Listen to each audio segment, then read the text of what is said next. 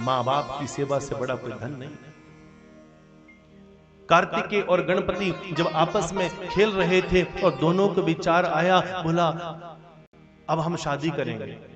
गणपति बोले माता जी पिताजी मेरी शादी करा दो। तो माता पिता कहते हैं, बोला देखो कार्तिकेय बड़े हैं, शादी पहले उनकी होगी। गणपति कहते हैं मैं शादी करूंगा, कार्तिकेय कहते हैं मैं शादी करूंगा। तो माता पिता ने बोला जाओ तुम में से जो सबसे पहले जो परिक्रमा करके आएगा, जो ब्रह्मांड की सबसे पहले 7 परिक्रमा करके आएगा उसका विवाह पहले होगा। कार्तिकेय जी के पास मोर सवारी, बिल्कुल दुबला पतला शरीर, एकदम से चढ़े उड़े। और गणपति जी टेंशन में आ गए, बोला इतना बड़ा मेरा पेट, नाटा सा मैं हूं, मेरा वाहन भी मूषक है, कई जन्मों जन्मों तक चला रहूंगा तब भी परिक्रमा नहीं होगी। गणपति जी ने अपने माता पिता को आसन पर बिठाया, अपने माता पिता को आसन पर बिठाया है। भगवान शिव पार्वती बैठे हैं, पूजा की थाली ली, उनके चरणों का पूजन किया, उनके चारों तरफ 7 परिक्रमा की और आकर बैठ गए चरणों में। बोलिए पिताजी माताजी मैंने परिक्रमा कर दी ब्रह्मांड की 7, अब मेरी शादी कर दो। माता पिता बोले क्या मजाक कर रहे हो, आप तो यहीं पर ही थे। बोला पिताजी सबसे पहली बात बताइए कि क्या आपके उदर में सारा ब्रह्मांड समाया है कि नहीं। जब आप विष की ज्वालाओं को पी रहे थे तब देवताओं ने कहा इस विष को पान मत करना, आपके उदर में आपके पेट में सारा ब्रह्मांड समाया है, सब जल जाएगा, समष्टि जल जाएगी। तो आपने उस विष की ज्वाला को अपने कंठ में धारण किया था, आपका कंठ नीला पड़ गया था, तब आपका नाम नीलकंठ पड़ा था। बताइए प्रभु ये सत्य है?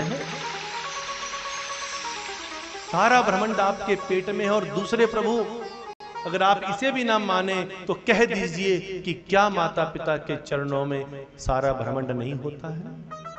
माता पिता के चरणों में सारा ब्रह्मांड होता है, सारा ब्रह्मांड माँ बाप के चरणों में है। जिसने माता पिता की सेवा कर दी उसे जीवन में किसी और की सेवा की या ना की, पूजा की ना की, कोई फर्क नहीं।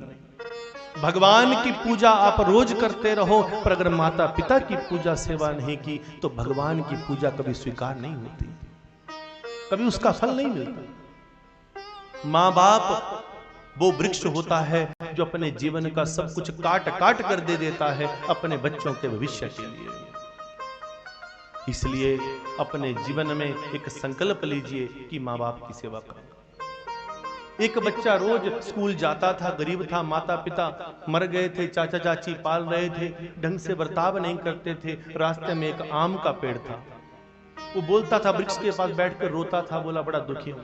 तो वो आम के वृक्ष के साथ उसे ऐसा अनुभव होने लग गया था कि मानो वो मेरे से बातें करता है। अब दुखी हो गया, चाचा चाची ने बोला अगले साल की फीस नहीं देंगे। तो आम के वृक्ष ने प्रेरणा दी, बोला बच्चे ऐसा कर, हमारे फल लगे हैं, इन फल को ले जा, इनको बेच के पैसे कमा ले और अपनी फीस भर दे। जब भी फीस का समय आता तो वो फल तोड़कर बेचता और साल की फीस दे देता। पढ़ाई की, बड़ा हुआ, जब बड़ा हो गया तो बोला अब मुझे शादी करनी है, पढ़ाई करके नौकरी लग गई, अब शादी करनी है, शादी के लिए घर चाहिए, घर नहीं होगा तो पत्नी कैसे मिलेगी। तो उस वृक्ष ने प्रेरणा दी, बोला मैं इतना बड़ा विशाल हूं, मेरे इस पूरी की पूरी लकड़ी को ले जाओ, इसको बेचकर अगर तुम्हारे काम आ जाए तो अपने लिए कमरा बना लो। अपने टहनियां भी काट कर दे दी उस पेड़ ने। आखिर में क्या बचा? केवल छोटा सा तना बच गया, सूखा, सूखने लगा। कई साल बीत गए, वो बच्चा वापस नहीं आया, चला गया, रम गया अपनी दुनिया में। कई सालों के बाद वो बच्चा जब स्वयं बाल बच्चेदार हो गया, बहू बेटे वाला हो गया, तो बड़ा दुखी हुआ। बहू बेटे की जो ठोकर पड़ी तो दुखी होकर उसे याद आई कि वो वृक्ष कहां है जिसके पास बैठकर मैं बचपन में रोता था। आज जब वो खुद बहू बेटे वाला हो गया तो उस वृक्ष के पास जाकर रोया, सूखा ठूंठ पड़ा था। उस सूखे ठूंठ ने मानो आज वो प्रेरणा दी, बोला आज कैसे आना हुआ? बोला मैं वही हूं जो तुम्हारे पास बैठकर रोता था। बोला वो तो मैंने पहचान लिया, पर इतने सालों के बाद आज कैसे आना हुआ? बोला आज ऐसे आना हुआ कि आज मुझे एहसास हुआ कि आपने मेरे लिए अपने फल भी दे दिए, अपनी टहनियां भी काट के दे दी, अपने पत्ते काट के दे दिए, अपना पूरा के पूरा शरीर काट कर दे दिया। जब आप सूखे ठूंठ हो गए तो मैं आपको छोड़कर ऐसा गया कि वापिस आपके पास नहीं आया। परंतु आज जब मेरे बहू बेटे ने मुझे ठोकर मारी तो आज मुझे याद आया कि मेरी भी किसी ने मदद की थी, मुझे भी किसी ने पाला था। भगत जनों, जैसे उस सूखे ठूंठ के साथ गले लगकर वो बच्चा रोया तो सूखे ठूंठ में अंकुरण हो गया, हरी छोटी छोटी कोंपलें निकलने लगी। ये हरी छोटी छोटी कोंपलें क्या है? ये सूखा ठूंठ क्या है?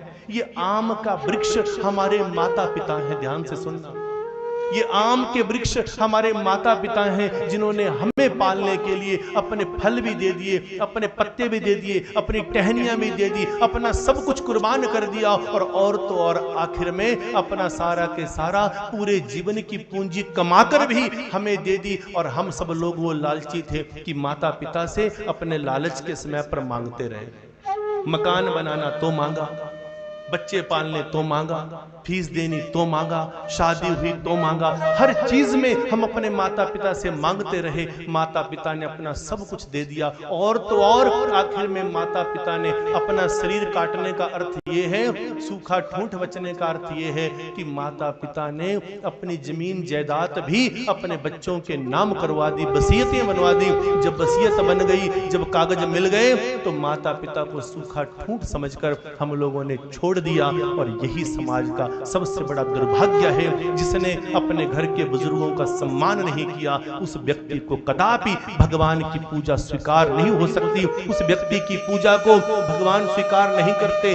रोज आप शिवलिंग के पास पानी की टंकी लगाकर बैठे रहो, दूध की धाराएं टनों के हिसाब से बहा दो, पर अगर अपने घर के बुजुर्गों और माता पिता की आप पूजा न कर पाए, उनकी सेवा न कर पाए, अपने माँ बाप को अपने दिल से लगाकर एक बार उनका आंसू पोंछ ना पाए, उनके साथ 2 मिनट बैठ ना पाए, तो आपकी उस पूजा का कोई लाभ नहीं है।